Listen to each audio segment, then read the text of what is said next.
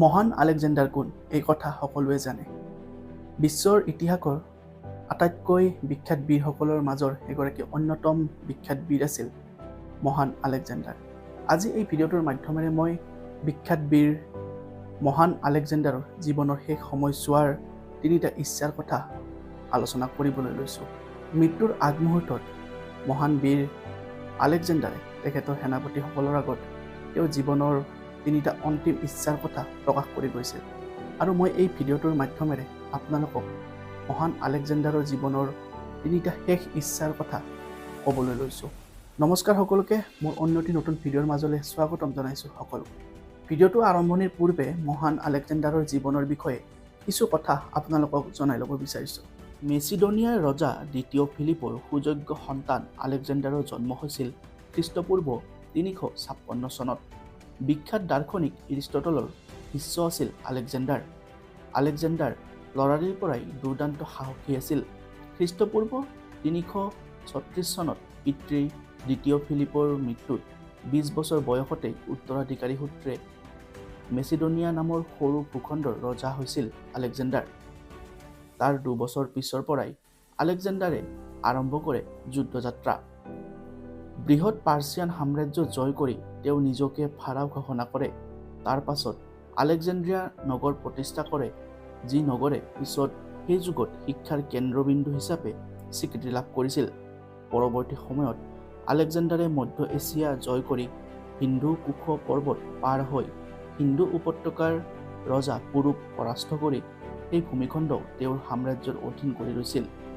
গ্ৰীচৰ পৰা ইজিপ্ত, মধ্য এছিয়া হৈ ভাৰত পৰ্যন্ত সেই সময়ৰ সকলো সভ্য দেশ জয় কৰি আলেকজেণ্ডাৰ হৈ পৰিছিল একছত্ৰী সম্ৰাট। দেশ জয় কৰি যেতিয়া মহান আলেকজেণ্ডাৰে গ্ৰীচলৈ উভতি যাব ধৰিলে, তেনেতে বেবিলন নামৰ ঠাইত তেখেতৰ স্বাস্থ্যৰ অৱনতি ঘটিল।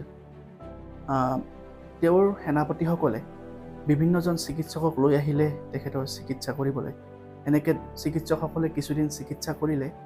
কিছুদিন চিকিৎসাৰ অন্তত যেতিয়া মহান আলেকজেণ্ডাৰৰ শৰীৰৰ বা স্বাস্থ্যৰ কোনো ধৰণৰ উন্নতি দেখা পোৱা নাই, তেতিয়া সকলোৱে চিন্তিত হৈ পৰে। আৰু মহান আলেকজেণ্ডাৰেও উপলব্ধি কৰিলে যে এই সময়ছোৱা হয়তো তেওঁৰ জীৱনৰ শেষ সময়, আৰু হয়তো তেওঁ বেছিদিন এই পৃথিৱীত জীয়াই নাথাকে। তেনেতে আলেকজেণ্ডাৰৰ যিসমূহ সেনাপতি আছিল, সেনাপতিসকলক তেখেতে মাতি পঠিয়ালে তেওঁৰ ওচৰলৈ। আৰু সেনাপতিসকল অহাৰ পিছত তেখেতে সেনাপতিসকলৰ আগত ক'লে, মোৰ মৃত্যু সমাগত, তো মোৰ কিছুমান শেষ ইচ্ছা আছে, সেই ইচ্ছাসমূহ মই আপোনালোকক কৈ যাব বিচাৰিছোঁ। আৰু মোৰ বিশ্বাস আছে মোৰ মৃত্যুৰ পিছত মোৰ সেই ইচ্ছাসমূহ আপোনালোকে আখৰে আখৰে পালন কৰিব।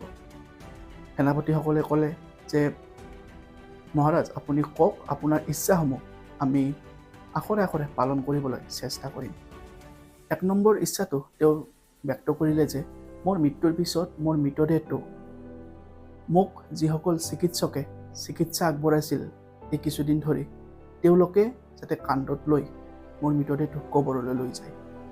দ্বিতীয়টো ইচ্ছা তেওঁ ক'লে যে মোক যিটো পথেৰে মোৰ মৃতদেহ যিটো পথেৰে কবৰলৈ লৈ যোৱা হ'ব, মই বিগত সময়ছোৱাত দেশ জয় কৰি যিসমূহ মূল্যৱান অলংকাৰ, মূল্যৱান সামগ্ৰী জয় কৰিছিলোঁ, যেনে সোণ, ৰূপ, হীৰা, সেইসমূহেৰে যেন মোক কবৰলৈ লৈ যোৱা পথটো ঢাকি দিয়া যায়, অথবা সেই পথটো যেন সজাই পৰাই তোলা হয় সেই মূল্যৱান অলংকাৰ তথা সামগ্ৰীসমূহেৰে।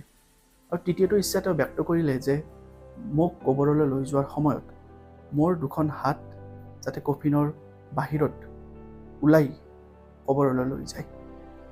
এনেকৈ তেওঁ ইচ্ছাসমূহ ব্যক্ত কৰাৰ পিছত সকলোৱে হতভম্ব হৈ পৰিল। আৰু সেনাপতিসকলে যেতিয়া ৰজা অৰ্থাৎ আলেকজেণ্ডাৰক সুধিলে যে মহাশয়, আপোনাৰ সেই ইচ্ছাসমূহ আৰু আমি আখৰে আখৰে পালন কৰিম, কিন্তু এনেকুৱা ধৰণৰ অদ্ভুত যি ইচ্ছা, এই ইচ্ছাসমূহ কিয়? তেতিয়া আলেকজেণ্ডাৰে ক'লে যে মোৰ প্ৰতিটো কথাৰে কিছু অন্তৰ্নিহিত কাৰণ থাকে। আৰু কাৰণসমূহ তেতিয়া ক'লে, মই কৈছোঁ যে মোৰ মৃতদেহ যেতিয়া কবৰলৈ লৈ যোৱা হ'ব, মোৰ মৃতদেহ কবৰলৈ লৈ যোৱাৰ সময়ত মোক ইমান দিনে চিকিৎসা সেৱা আগবঢ়োৱা চিকিৎসকসকলে কান্ধত লৈ যোৱাটো, কিয়নো মানুহে সেই দৃশ্য দেখি গম পাব যে কোনো চিকিৎসকে মানুহক অমৰ কৰিব নোৱাৰে। চিকিৎসকে কেৱল চিকিৎসা সেৱা আগবঢ়াবহে পাৰে, কিন্তু মানুহৰ মৃত্যু ৰোধ কৰিব নোৱাৰে। দ্বিতীয়তে মই কৈছোঁ যে মোক যিটো পথেৰে, অৰ্থাৎ মোৰ মৃতদেহ যিটো পথেৰে কবৰলৈ লৈ যোৱা হ'ব, সেই পথটোৰ দুয়োকাষে যিসমূহ মোৰ ধন সম্পত্তি অলংকাৰ আছে, বা দেশ জয় কৰি যিসমূহ মূল্যৱান সামগ্ৰী অলংকাৰ ধন সম্পত্তি মই মোৰ নিজৰ কৰিছিলোঁ, সেই মূল্যৱান সামগ্ৰীসমূহ, মূল্যৱান বস্তুসমূহ পথৰ দুয়োকাষে সজাই পৰাই থোৱাটো।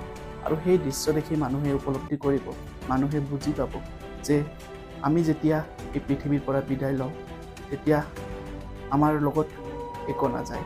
অৰ্থাৎ মই বিভিন্ন দেশ জয় কৰি যিসমূহ ধন সম্পত্তি মই নিজৰ কৰিছিলোঁ, আজি এই পৃথিৱীৰ পৰা বিদায় লোৱাৰ সময়ত সেই ধন সম্পত্তি অলংকাৰ এই পৃথিৱীতে ৰৈ যাব, কেৱল মোৰ নিথৰ দেহটোহে গুচি যাব।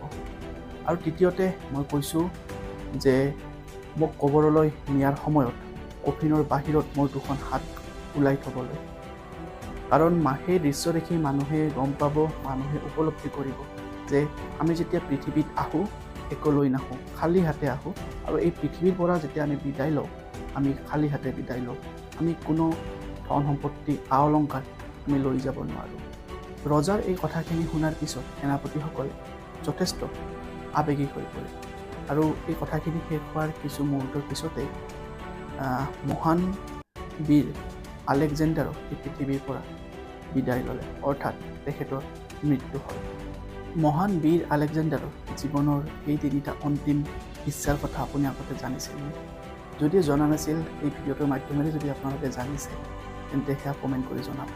আৰু মই ভাবোঁ বিশ্বৰ প্ৰতিগৰাকী মানুহে যদি এই আলেকজেণ্ডাৰৰ জীৱনৰ শেষ তিনিটা ইচ্ছাৰ কথা যদি উপলব্ধি কৰে, অৰ্থাৎ সঁচা মনেৰে যদি উপলব্ধি কৰে, তেতিয়া মই ভাবোঁ মানুহৰ জীৱনটো খুব সুন্দৰ হৈ উঠিব।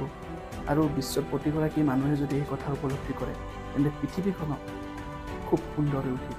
মই ভাবোঁ এই কথা যদি সকলোৱে উপলব্ধি কৰে, তেন্তে পৃথিৱীৰ পৰা হিংসা, ঘৃণা এই গোটেইসমূহ আঁতৰি এখন সুন্দৰ পৃথিৱী গঢ় লৈ উঠিব।